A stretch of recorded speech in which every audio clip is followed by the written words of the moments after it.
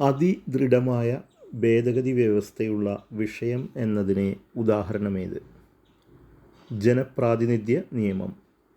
ഒന്നുകൂടി വായിക്കാം. അതിദൃഢമായ ഭേദഗതി വ്യവസ്ഥയുള്ള വിഷയം എന്നതിന് ഉദാഹരണമേത്? ജനപ്രാതിനിധ്യ നിയമം. സാരേ ജഹാം സെ അച്ച എന്ന ദേശഭക്തി ഗാനം രചിച്ചതാര്? മുഹമ്മദ് ഇക്ബാൽ. സാരേ ജഹാം സെ അച്ച എന്ന ദേശഭക്തി ഗാനം രചിച്ചത് മുഹമ്മദ് ഇക്ബാൽ.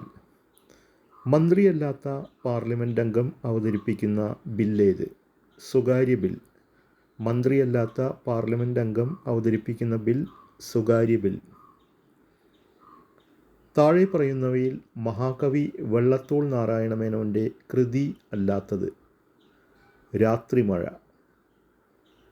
2024 പുരുഷ വിഭാഗം T20 ക്രിക്കറ്റ് ലോകകപ്പിൻ്റെ ഫൈനലിൽ കളിച്ച രാജ്യങ്ങളേവ? ദക്ഷിണാഫ്രിക്ക, ഇന്ത്യ. 2024 പുരുഷ വിഭാഗം T20 ക്രിക്കറ്റ് ലോകകപ്പിലെ ഫൈനലിൽ കളിച്ച രാജ്യങ്ങൾ ദക്ഷിണാഫ്രിക്ക, ഇന്ത്യ. സുപ്രീം കോടതി ജഡ്ജിയുടെ ഔദ്യോഗിക കാലാവധി എത്ര? 65 വയസ്സ് വരെ.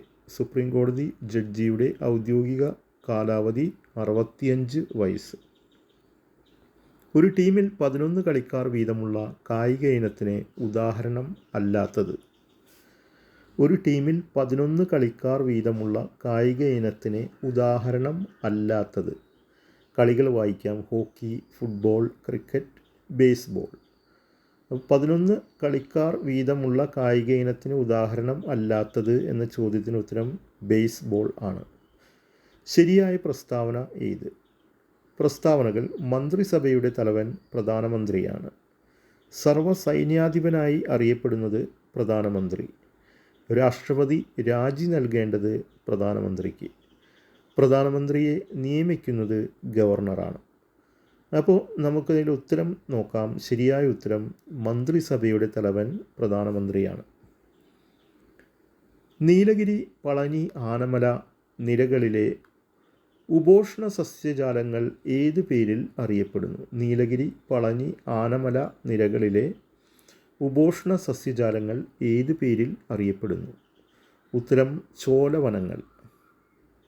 അവസാന ചോദ്യം. മൗലികാവകാശങ്ങൾ ലംഘിക്കപ്പെടുമ്പോൾ അവയുടെ സംരക്ഷണാർത്ഥം ഉത്തരവുകൾ പുറപ്പെടുവിപ്പിക്കുന്ന സുപ്രീം കോടതിയുടെ അധികാരം ഏതിനത്തിൽ പെടുന്നു?